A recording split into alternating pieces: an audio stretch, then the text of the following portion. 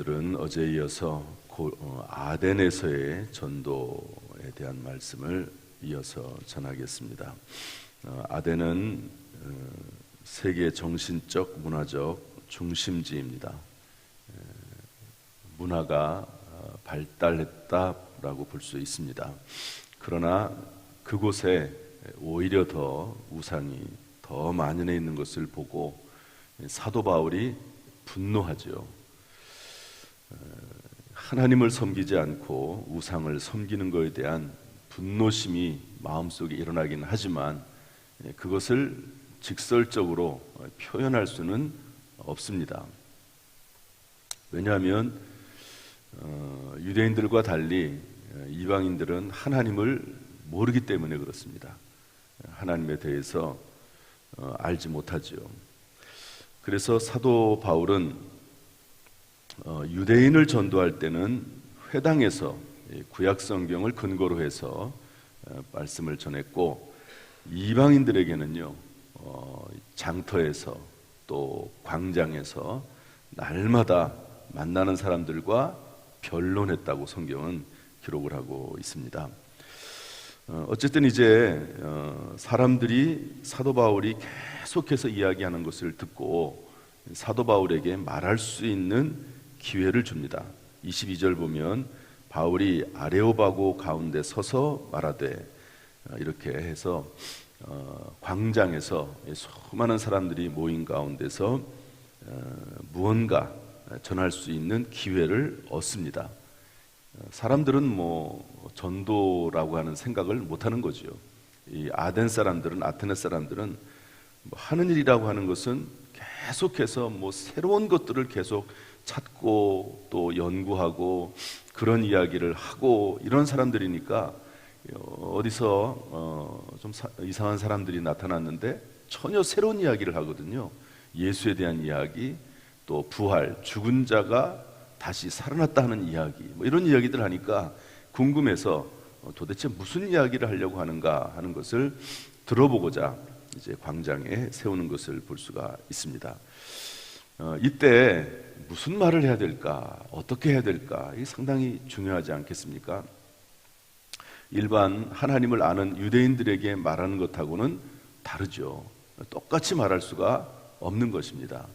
그래서 사도 바울이 이제 이방인들에게 전혀 하나님을 알지 못하는 우상을 숭배하는 사람들에게 복음을 전하는 방법을 우리가 좀 찾아볼 수 있는데요. 첫 번째는 이렇게 말을 합니다. 22절 말씀 다 같이 읽어보죠. 22절 시작. 바울이 아레오바 가운데 서서 말하되, 아덴 사람들아 너희를 보니 범사에 종교심이 많도다. 한번 더 합시다. 범사에 종교심이 많도다. 사도 바울이 말은 이렇게 했지만요, 사실은 종교심이라기보다도 우상숭배입니다. 왜냐하면 아덴 사람들이 하나님을 섬기는 게 아니거든요. 전부 우상숭배하는 겁니다. 그런데 그냥 우상을 숭배한다고 이스라엘 사람들은, 유대인들은 우상숭배라고 하는 말을 하면 이해를 해요. 하나님을 믿지 않고 하나님이 아닌 다른 존재를 하나님처럼 섬기는 것에 대해서 그것이 죄라는 것을 압니다. 하나님이 가장 미워하는 것이라는 것을 압니다. 유대인들은 그렇게 말할 수 있지만 이방인들은 그게 아니거든요. 아덴 사람들은. 그래서 그것을 돌려 말하죠. 우상을 숭배하는 사람들에 대해서 꾸지람하거나 또 비판하거나 지적하거나 여기에 대해서 화를 내는 것이 아니라, 너희들이 참 종교심이 많다, 범사에 종교심이 많다, 이렇게 접근을 하는 거죠. 처음부터 막 우상 숭배하느니 또 너희들이 잘못했느니 이렇게 얘기를 하면 그 사람들이 이해를 하겠습니까? 이해를 못하죠. 그러니까 단계를 하나하나 이렇게 밟아 나가는 겁니다. 어떤 사람이 한번 예수를 믿고 교회 다니고 신앙생활을 하게 되기까지는 수많은 전도자들의 전도가 있어야 된다고 합니다. 그러니까 그냥 되는 게 아니죠. 어떤 사람이 교회를 다니자고 했는데 그게 곧바로 교회를 나가나요? 그게 아니잖아요. 처음에는 듣지도 않다가 또 어떤 사람이 또 얘기를 하고 또 어떤 사람이 또 얘기를 하고, 그러다 보면 자꾸 듣다 보면 또 누군가 계속 기도하다 보면 성령께서 감동하셔서 그러면 한번 교회 한번 나가볼까 이렇게 생각을 하게 되는 거고, 또 그러면서 계속 전도를 받다 보면 드디어 이제 교회도 나오고 예수도 믿게 되고 그렇게 되는 것이죠. 그래서 일단은 참 너희들이 종교심이 많다. 그래서 이 사람들의 철학이나 우상 숭배하는 것을 일단 종교심으로 수용을 합니다. 참 너희들 종교심이 많다고 일단 수용을 하는 거죠. 이게 사도 바울이 전도할 때, 이방인들에게 전도할 때 하는 아주 중요한 모습이라고 볼 수가 있습니다. 우리가 혹시 남편이 교회를 안 다닌다든지 그러는 남편에 대해서 신앙심이 없는데 아무리 꾸지람한들 우상을 숭배한다고 또는 하나님 교회를 안 다닌다고 뭐라고 한들 그것이 마음속에 들어오겠습니까? 일단은 그 마음이 열려져야 되는 것이고, 또 그리고 우리가 기도하는 가운데 하나님께서 그 마음을 열어주셔야 되는 거죠. 어쨌든 사도 바울은 이렇게 시작을 합니다. 그리고 나서 이 이스라엘 백성들이 권위롭게 생각하는 것은 뭐냐면 구약성경이잖아요.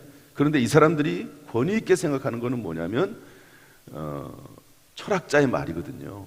또 철학자의 글이고, 그래서 이렇게 시작을 합니다. 우리 23절 말씀 다 같이 읽어보겠습니다. 시작. 내가 두루 다니며 너희가 위하는 것들을 보다가 알지 못하는 신에게라고 새긴 단도 보았으니 그런즉 너희가 알지 못하고 위하는 그것을 내가 너희에게 알게 하리라. 사도 바울이 쭉 다니다 보니까 알지 못하는 신이라고 하는 말이 나오는 겁니다. 신. 그러니까 우상 숭배이기는 하지만 그러나 종교성이 있다고 그것을 일단은 수용을 했고, 그 다음에는 하나님에 대해서 전하려고 하는데 그러기 위해서는 알지 못하는 신. 너희들이 종교심이 많아서 무언가 섬기기를 원하고 무언가 신적인 어떤 종교적인 그런 개념을 가지고 있는데, 너희들 그래 보니까 알지 못하는 신에게 새긴 신에게라고 하는 단도 보았다. 그러면서 이것을 시작으로 해서 하나님을 전합니다. 너희들은 지금 알지 못하는 신이라고 말하지만 내가 지금 참 신에 대해서 얘기를 해주겠다 하는 이야기하면서 쭉 이제 풀어나가는데요. 한번 보도록 하겠습니다. 사도 바울이 너희들은 지금 신에 대해서 알지 못하는데 참신 하나님이 계신데, 하나님이란 말도 지금 거의 아예 사용을 하지 않습니다. 사용을 하지 않는데 우리 24절 말씀 읽어보겠습니다. 다 같이 시작. 우주와 그 가운데 있는 만물을 지으신 하나님께서는 천지의 주제시니 손으로 지은 전에 계시지 아니하시고, 뭐라고 소개하고 있죠? 만물을 지으신 창조주. 우리는 그냥 이 창조주라고 하는 개념에 대해서 온 우주 만물을 창조하신 하나님에 대해서 그냥 다 알고 있습니다. 창세기 1장 1절부터 태초에 하나님이 천지를 창조하시니라 이렇게 시작을 하니까. 그렇지만 이 사람들은 창조주 하나님에 대한 개념 자체가 없어요. 그 창조주 하나님께서 살아계신데 그 하나님은 온 우주 만물을 창조하신 하나님, 그분이 바로 참신이시다.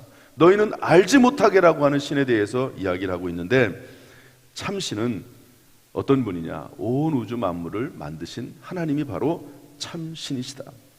이분은 천지의 주제시다.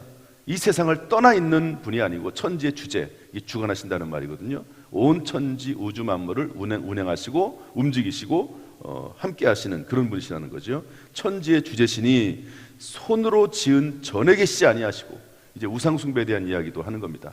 어떤 우상 숭배를 하는 것처럼 어떤 전에 거기에만 있는 신상으로 세워져 있는 그런 신이 아니고 무소부재하신 전능하신 천지를 창조하신 그런 분이시다 이렇게 말씀하고 있습니다.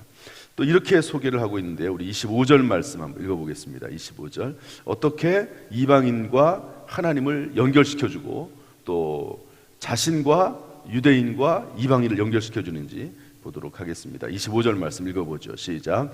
또 무엇이 부족한 것처럼 사람의 손으로 섬김을 받으시는 것이 아니니 이는 만민에게 생명과 호흡과 만물을 친히 주시는 이심이라. 인류의 모든 족속을 한 혈통으로 만드사 온 땅을 살게 하시고 그들의 연대를 정하시며 거주의 경계를 한정하셨으니. 참 표현이 그렇습니다.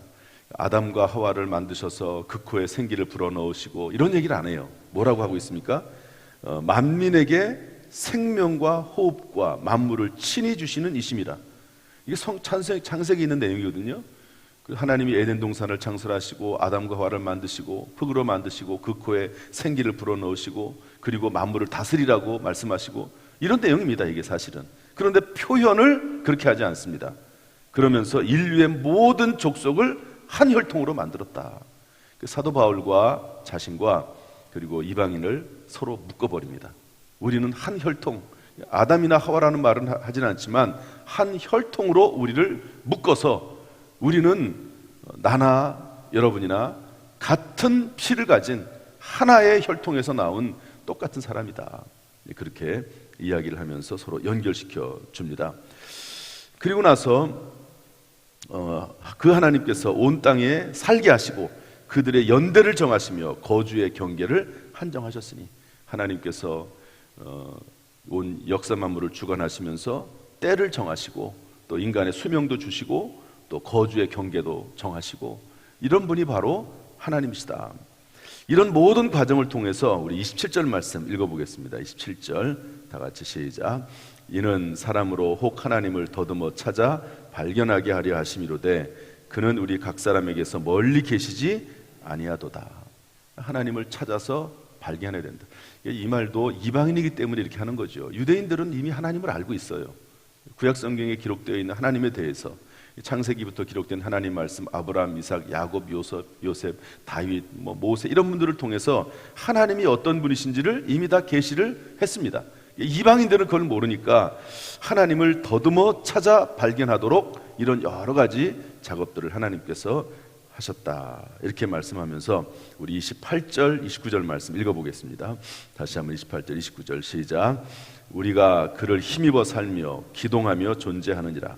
너희 시인 중에 어떤 사람들의 말과 같이 우리가 그의 소생이라 하니 이와 같이 하나님의 소생이 되었은즉 하나님을 금이나 은이나 돌이나 사람의 기술과 고안으로 새긴 것들과 같이 여길 것이 아니니라.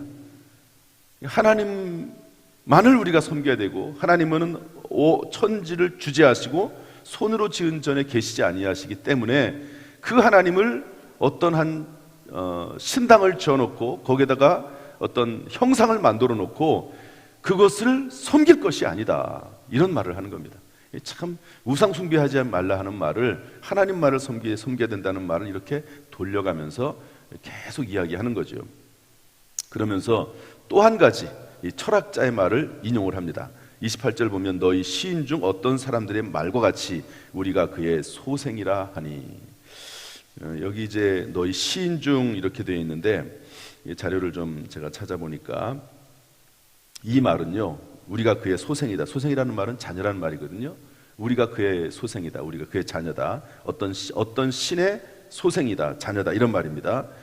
이 말은 스토아 철학자의 한 말입니다. 주전 3세기 헬라 시인인 아라투스라고 하는 사람이 한 말이죠. 아마 그 당시에는 꽤 알려진 사람일 것입니다. 그러니까 그런 철학자들, 이 사람들이 그래도 권위 있게 생각하는 철학자들의 말을 인용을 해서 우리가 그의 소생이다 이렇게 되어 있는데 이 말을 이렇게 바꿔요. 이처럼 우리가 그의 소생이다. 우리가 하나님의 소생이다. 하나님의 자녀다. 이렇게 말을 바꿉니다.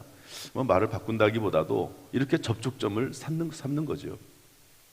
그들이 권위 있게 생각하는 어떤 단에 있는 그 글귀, 또 그리고 어떤 유명한 시인 중에 말 한마디 이런 것들을 뽑아서 그들의 권위를 힘입어서 접촉점으로 삼아서 하나님을 증거하는 그런 모습을 볼 수가 있습니다. 이것이 사도 바울이 전도를 했을 때 사용했던 지혜입니다. 사도 바울은 제가 볼 때 전도를 열심히 하는 사람이기도 하지만 원래 사도 바울이 또 공부를 많이 한 사람 아닙니까? 그러니까 연구를 많이 하는 거죠. 전도하는데도 물론 성령의 능력도 있어야 되지만 수많은 경험을 통해서 또 공부를 통해서 어떻게 하면 이 사람들이 좀 더 쉽게 복음을 받아들일까? 어떻게 하면 이 사람들이 좀 더 하나님께 가까이 나아갈까? 어떻게 하면 복음을 전하는 사람과 이 전도 대상자들, 또 그리고 하나님과 이 전도 대상자들을 어떻게 좀 연결을 시켜서 쉽게 하나님께로 가까이 가게 할 수 있을까 하는 것들을 연구하는 것을 볼 수가 있습니다. 하나님께서 우리 교회에도 이런 마음들을 주시고 또 지혜를 주셔서 우리 가까운 사람들에게 복음을 잘 증거할 수 있는 그런 지혜가 생길 수 있기를, 또 이런 지혜를 하나님이 주시기를 주님의 이름으로 축원합니다. 여기는 맨 밑에 현수막에 보면 총력 전도 주일이라고 하는 것을 기록을 해놨습니다. 12월 올해가 지나가기 전에 총력 전도 주일을 좀 지내려고 해요. 이제 아직 좀 시간이 남아 있어서 밑에다가 짧게 써놨는데 여러분들이 기도하셔서 우리 주변의 영혼들을 전도하는, 제 전도라고 하는 단어를 썼습니다. 이것은 뭐냐면 등록하러 가는 것도 아니고 또 그분들이 일단은 교회 데리고 나와서 전도, 하나님의 말씀, 예수 그리스도의 말씀을 좀 듣도록 하는 시간을 좀 가지려고 해요. 이 사도 바울이 말했던 것처럼 되도록이면 우리 불신자들도 이해할 수 있는 그런 언어로, 또 필요하면 간증자도 세워서 순수하게 전도. 성경 말씀에 뭐라고 되어 있습니까? 우리가 만약에 복음을 전하지 아니하면 그 사람은 그 복음을 듣지 않았기 때문에 그 죄로 말미암아 죽을 것이지만, 만약에 복음을 전하지 아니하면 그 사람에게, 복음을 전하지 아니한 사람에게 그 죽은 사람의, 불신자의 영혼에 대한 피값을 찾겠다고 성경은 말씀하고 있습니다. 그래서 어찌됐든 우리가 아는 사람들은 누구든지 간에 복음을 듣도록 해야 될 필요가 있습니다. 이런 일들을 좀 하고, 등록은 언제든지 나중에 할 수 있도록 하고, 하나님 인도하시는 대로 이 복음을 전하는, 순수하게 복음을 전하는 시간을 12월 3일 주일날 가지려고 해요. 여러분들이 위해서도 기도해 주시기를 부탁을 드립니다. 다 같이 기도하겠습니다. 은혜와 사랑이 풍성하신 하나님 아버지, 오늘도 이 새벽에 우리를 불러주시어서 하나님 말씀을 듣게 하시니 감사합니다. 사도 바울이 세계 땅끝까지 다니면서 복음을 증거하되 하나님이 주시는 지혜 가운데 이 복음을 증거했던 것을 봅니다.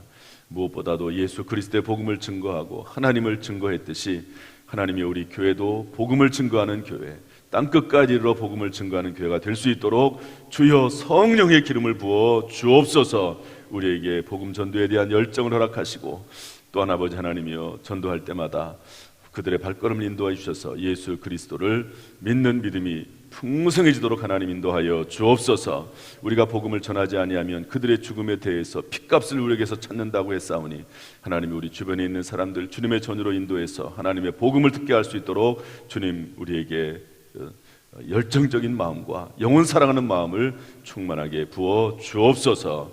오늘 하루도 주님께서 우리를 인도하시기를 원합니다. 성령으로 동행하여 주옵소서. 예수님의 이름으로 축복하며 기도하옵나이다. 아멘. 이제는 우리 주 예수 그리스도의 은혜와 아버지 하나님의 무한하신 사랑과 성령님의 교통하심이 이 시간 주 앞에 나와 예배드리며 기도하며 찬송하는 모든 성도들 한 사람 한 사람 머리머리 위에, 그 가정, 직장, 사업, 자녀, 심령 위에 함께 하시기를 간절히 축원하옵나이다. 아멘.